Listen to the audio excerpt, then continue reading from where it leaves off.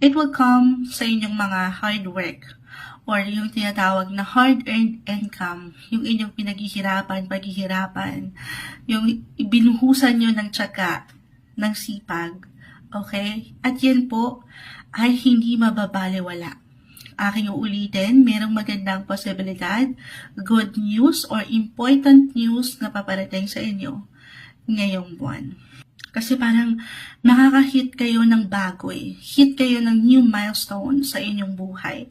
Ito marahil yung nilolook forward ng ilan sa inyo na pa lang o itong mga nakalipas na buwan. So, i-claim natin na merong maganda.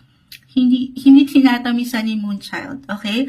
Kung ito ay may patungkol sa trabaho, it could be a recognition, promotion, why not? Or kahit sa simpleng appreciation po. Lalo pa kung alam mo naman sa iyong sarili na ito ay pinunla mo, okay?